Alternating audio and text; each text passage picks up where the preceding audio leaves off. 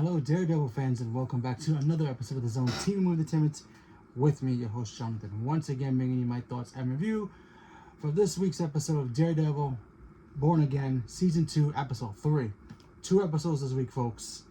And oh boy, this one, Part 3, Episode 3,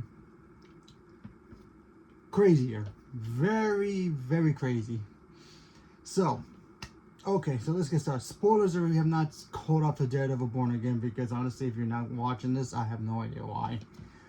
Either way, this show is freaking phenomenal so far, and I feel like it's just going to get better as it goes along, and yet Jessica Jones has still yet to return, and tonight we got to see Spider-Man in Daredevil Born Again. That's right, Spider-Man's in Daredevil Born Again, Episode 3. April Fools. I'm just joking. It's April Fool's joke. Just kidding. That would be cool though, but you know, copyrights and all that nonsense. But anyway, let's talk about Daredevil Born Again, because honestly, these episodes, I just want more. I kind of wanted to binge the whole thing if they would have dropped everything, but you know what? Week to week kind of keeps it alive and more fresh in our minds. So episode 2, we all find out that at the end of episode 2, Matt Murdock or Daredevil, him and Karen, they end up taking one of those vigilante task force guys and try to get information from him.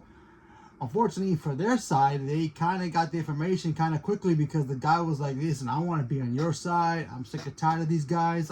These guys are psychos. Whatever you guys want, I'll give it to you. I can get to the information you need. Just let me be a part of this. And, Daredevil's like, okay, because he can read heartbeats and all that stuff, so he kind of could tell if the guy's telling the truth or not. Karen is like, yeah, sure you can, and she wants to like blow his head off. So there's that issue, and then of course we also get to see in this episode the swordsman's trial, because he's being prosecuted because he's a vigilante doing his thing, and of course the BB girl continues to kind of show what a good guy he really is, but pretending to be Fisk. So there's that stuff. Although the trial, I kind of wish the trial went on a little bit longer. The trial went like quick. It was like, okay, let's hear the first arguments, and then this and that, and then that was it. Then they kind of prosecute the guy. They found him guilty, and then we find out where he's been locked up this entire time. We find out he's been locked up the same spot where they took Punisher in the last season, where he was locked up in little small cages, kind of like how we have in real life now for certain people. So yeah, that's what they call the detention center. So, and then of course Matt Murdock, he ends up finding out a way to get there as well. He has the access key now because the guard gave him the key.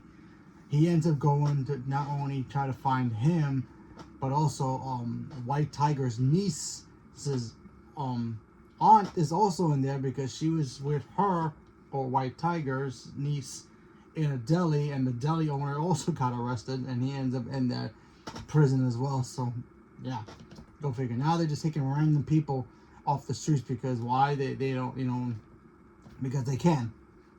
Although it was funny to find out that the deli guy from the last episode got locked up, and he wasn't trying to like be vigilantes, save them. He was just trying to defend his own store.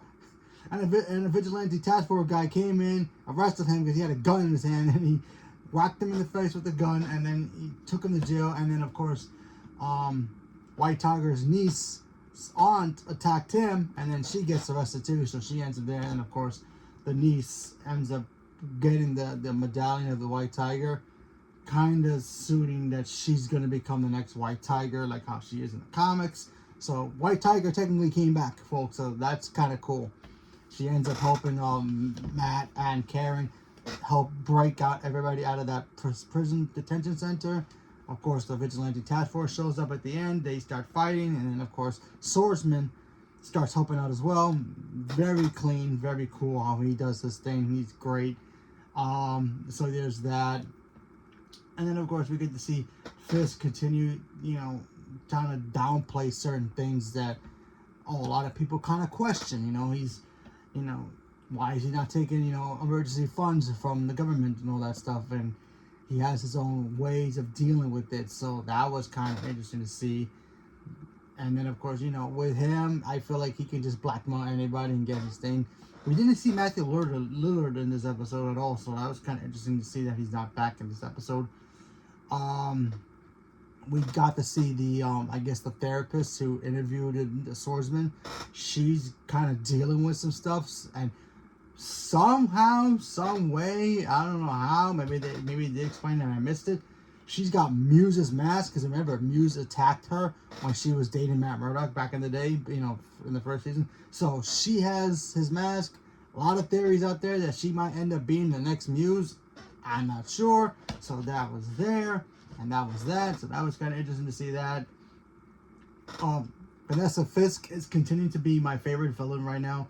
She is the quiet but crazy one, and you can just clearly tell that she could snap at any minute. She's putting on the persona of being, oh yeah, I'm the mayor's wife, I like to throw parties and be sophisticated. But no, she's crazy in her own right. Vanessa's not exactly a pushover, especially when it comes to Kingpin stuff. She'll let him do his thing and she'll do her thing. When they have to come together, they'll come together. But she is just crazy, and you can just clearly tell with the persona that she's put on for the rich, famous friends that she has. She puts on the persona, but yeah, when she needs to turn on the whole psycho mode on, she will turn it on, and she gives me the willies. Every time she's on screen, the actress does a really good job at playing that character. I thought that stuff was great. The action scenes were great in this episode as well. The fact that we got to see White Tiger come back a little bit. I mean, she didn't have the suit on, but she was there, and you could clearly, she's wearing a white hoodie, so you can clearly tell she's going to become White Tiger eventually. So that's cool, because she's wearing the medallion. So hopefully, we'll see her wear the costume. I'm not sure if she will. Maybe this season, maybe next season. Who knows? Maybe Young Avengers. I don't know. But she will eventually become White Tiger. I think they just keep foreshadowing that. So that's kind of just. She did help save her aunt from that prison. So that's kind of just. So everybody else escaped. And then, of course, Fisk decided to do the one thing he can do at the time of his little crisis that's going on, because he finds out that all his prisoners are escaped. He decides to blow up the evidence that he had from the cargo ship and blow it up to smithereens. So, yeah. So that's all gone. He kills the people who were, I guess, investigating it or trying to get the stuff out of there. All the cargo out of there. I'm not 100% sure what it was. But he ended up blowing up the whole ship. So that's gone. So evidence or not, gone. Whether that's weapons, information about weapons coming in, all gone. So yeah, and it ends right there. So yeah, now we have to wait till next week's episode, and hopefully we get some more answers about certain things, like why is the therapist all of a sudden has the Muse mask? Is she gonna be the new Muse? I have no idea. Has she completely lost her psyche? Who knows? She did go through the trauma of almost getting killed by him, so I can see that turning her into something she's not, comfortable being. But she might end up turning into a Muse type of character. Who knows? But she's got the mask now, so anything's possible with that. Obviously, the fight between Matt and Kingpin continues. Those two are going to keep fighting. And remember, Matt Murdock technically is the hero of New York right now, and everybody's still technically looking for him, thinking he's dead by Vigilante's hands. So he has to stay on the, hidden as Matt Murdock, and also hidden as Daredevil too. So he basically is kind of like Peter Parker, or Peter Parker, he can walk around the city but nobody knows him, kind of like that. Except Matt Murdock's case, he has to stay hidden as Matt Murdock and as Daredevil, because if he gets spotted either one, he's gonna get captured regardless. I feel like that's Fisk's plan, to have him get captured as Matt Murdock, and then maybe reveal his secret to the world after that, to see how the public will react to that. Who knows? But Fisk already knows that he's Daredevil. We already know this. He knows that he's Daredevil. He's just keeping it to himself. Why?